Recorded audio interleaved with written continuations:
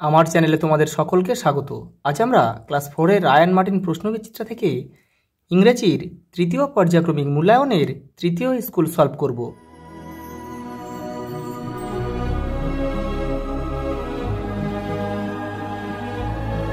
দেখো প্রথম প্রশ্ন কি বলেছে, দেখো বলছে feel in the blank with information from your text book. The title of lesson 8 is sister. Mohsin was born in a respectable family in 1732. দেখো Santiniketan is the oldest house of Santiniketan. তোমাদের বইয়ের কিন্তু 107 নম্বর পেজে উত্তরটা রয়েছে। The bell rings at Singha Sadan at gateway. Bikash has gone for 6 months. Write the meanings of the following word in English. এখানে মানে লিখতে বলেছে। দেখো বেনিফিটেড, বেনিফিটেড মানে কি হেল্পড। লোনলি মানে ফ্রেন্ডলেস, লোনলি মানে কি একাকী, ফ্রেন্ডলেস। দেখো গেটওয়ে মানে প্রবেশদ্বার, এন্ট্রান্স। পরেরটা দেখো গেটওয়ে ও দুবার দিয়েছে, এটাও এন্ট্রান্স হবে।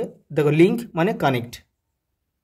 দেখো পরেরটা কি বলেছে, দেখো সিলেবিক ডিভিশন মানে বাংলায় যেটাকে বলে দল, দলকে ভাঙতে মানে শব্দকে ভাঙতে হবে। দেখো এটা হচ্ছে, দেখো কিন আছে, কিনটাকে কিন্তু ভাঙা যায় না, সে এটা একটা সিলেবেল রয়েছে। দেখো দেখো এক্সাইটেড, দেখো এক্সাইটেড এটাকে 3টে দলে ভাগ করা গেছে। দেখো এক্স আর সি আইটি আর ইডি এর 3টে দলে ভাগ করা গেছে, অর্থাৎ এটা কিন্তু 3টে সিলেবেল। দেখো পরেরটা কি বলেছে, দেখো ইনফ্লুয়েন্স, ইনফ্লুয়েন্স অর্থাৎ কি বলতো শব্দকে একবারে যতটুকুনি উচ্চারণ করা যায় সেটাই কিন্তু সিলেবেল। দেখো ইনফ্লুয়েন্স। দেখো রিহার্সাল, তো দেখো রিহার্সাল। পরেরটা দেখো choose the correct answer. Ruma and her mother were sitting on the floor mat. A man heard some children crying. Santiniketan came up in 1863. দেখো পরেরটা কি বলেছে, দেখো who are the two sister. দেখো দুই বোনকে, English and Bengali language are two sister. দেখো what is Santiniketan famous for. Santiniketan কী জন্য বিখ্যাত, দেখো Santiniketan is a great centre of education, it also famous for fun and friendship. পরেরটা দেখো কি বলেছে, দেখো write the second stanza of the poem Santiniketan. তোমাদের বই 114 নম্বর পেজে উত্তরটা রয়েছে, দেখে নাও। এই দেখো শান্তিনিকেতনের কবিতা, এটা ফার্স্ট স্ট্যাঞ্জা আর এটা হচ্ছে সেকেন্ড স্ট্যাঞ্জা। এখান থেকে এটা কিন্তু লিখতে হবে। পরেরটা দেখো write down the definition of preposition. Preposition কাকে বলে লিখতে হবে, একটা উদাহরণ দিতে বলেছে উইথ এক্সাম্পল। দেখো a preposition is a word that connects a noun or pronoun to other words in the sentence. Example কি, দেখো the book is on the table, বইটা টেবিলের উপরে আছে। পরেরটা দেখো, পরেরটা কি বলেছে, দেখো fill in the blank with appropriate preposition given in the help box. এই বক্স থেকে শব্দ নিয়ে এগুলো কিন্তু পূরণ করতে হবে। দেখো she threw a stone at the dog, add হবে, কোনো কিছু ছোড়া বোঝালে তার আগে কিন্তু অ্যাড বসে আর কি।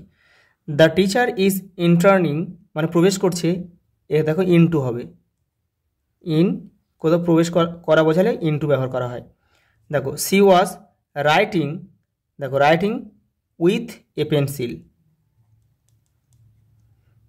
তারপরে দেখো হি ডায়েট, দেখো হি ডায়েট অফ কলেরা, সে কলেরায় মারা গিয়েছিল।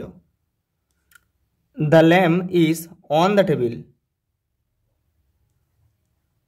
পরেরটা কি আছে, দেখো নয়টা choose the correct answer. The cat ran after a big mouse. I love to her sweet music. দেখো identify the regular and irregular verb from the following help box and put them in the proper box. দেখো এই শব্দগুলো তোমাকে কোনগুলো regular verb কোনগুলো irregular verb সেগুলো বেছে লিখতে হবে।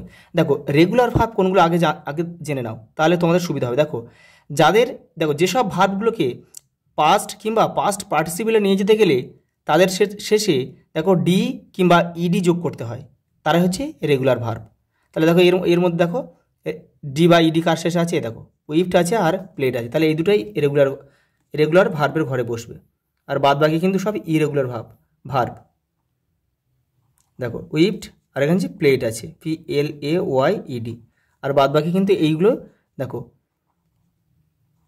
DRANK, এগুলো কিন্তু পাস্ট কিংবা পাস্ট পার্টিসিপেলে নিয়ে যেতে গেলে এদের শেষে কিন্তু ডি কিংবা ইডি যোগ করতে হয় না, এগুলো ব্রড আছে। তাই BROUGHT। পরেরটা দেখো, fill in the blanks with correct forms of present tense। Simple present টেন্সও করা যাবে, আবার প্রেজেন্ট কন্টিনিউয়াস টেন্সও তুমি করতে পারবে। দেখো কী বলেছে, দেখো the water flows from the tap. এটা যদি তুমি, এটা যে সিম্পল প্রেজেন্ট টেন্স হলো, যদি এটা তুমি প্রেজেন্ট কন্টিনিউয়াস টেন্স করতে তাহলে কিন্তু দ্য ওয়াটার ইজ ফ্লোয়িং করতে হতো, তাহলে কিন্তু এর সঙ্গে আইএনজি যোগ করতে হতো, কর্ত অনুযায়ী অ্যামিসার বসাতে হতো এবং ভার্বের সঙ্গে আইএনজি যোগ করে প্রেজেন্ট কন্টিনিউয়াস টেন্স কিন্তু করা যেত। দ্য আর্থ, দেখো মুভস, এস যোগ করেছি, দেখো মুভস অ্যারাউন্ড দ্য সান, এটা কিন্তু আমরা সিম্পল প্রেজেন্ট টেন্সে করলাম। দ্য লিটল বয় ড্রিঙ্কস, দেখো ড্রিঙ্কস মিল্ক, সব কিন্তু সিম্পলি প্রেজেন্ট টেন্সে করলাম। তোমরা যদি করতে চাও প্রেজেন্ট কন্টিনিউয়াস টেন্সে তাহলে কিন্তু ভার্ব অনুযায়ী কিন্তু দেখো তোমাকে কর্তা অনুযায়ী এম, ইজ আর বসাতে হবে এবং ভার্বের সঙ্গে আইএনজি যোগ করতে হবে। পরেরটা দেখো, দেখো fill in the blank with the correct form of the verb given the bracket. এই ব্র্যাকেটের মধ্যে যে শব্দগুলো রয়েছে সেই ভার্ব সেইগুলো দিয়ে এই শূন্যস্থানগুলো পূরণ করতে হবে। দেখো দেখো লীলা, এখানে দেখো দেখো লিভ ইন কলকাতা, এটা হলে লিভস হবে, থার্ড পার্সন সিঙ্গুলার নাম্বার, সেই জন্য ভার্বের সাথে এস যোগ হলো। দেখো নাও সি, দেখো সি দেখো থার্ড পার্সন সিঙ্গুলার নাম্বার, ভার্বের সঙ্গে কিন্তু এস যোগ হবে। দেখো works in a private company. দেখো দেখো কী বলছে, মিসেস মেহতা ইজ কুকিং, দেখো কুকিং ইন দ্য কিচেন নাও, নাও মানে এখন, এখন কাজটা করছে, সেই জন্য কিন্তু কাজটা এখন চালু রয়েছে, সেই জন্য এটা কী করলাম, ইজ কুকিং করলাম, মানে প্রেজেন্ট কন্টিনিউয়াস টেন্স করলাম। দেখো সি দেখো বিভার কোনগুলো, দেখো am, is, are, was, were, এগুলো কিন্তু বিভার্বের মধ্যে পড়ে। তাহলে দেখো এটা সি মানে একজন, তাহলে দেখো একজন আমরা কী করলাম, ইজ করলাম, সি ইজ এ টিচার, সে হয় একজন শিক্ষক। দেখো হি ওয়েন্ট, দেখো ওয়েন্ট টু দিল্লি লাস্ট, দেখো লাস্ট উইন্টার, গত মানে এটা কিন্তু অতীতকাল, সেই জন্য বা পাস্ট টেন্স, সেই জন্য আমরা কী করলাম, এটা গোর পাস্ট ফর্ম কি ওয়েন্ট, সেই জন্য কী করলাম, ওয়েন্ট করলাম, he went to Delhi last winter. আচ্ছা এই পর্যন্ত, দেখা হবে পরের ভিডিওতে।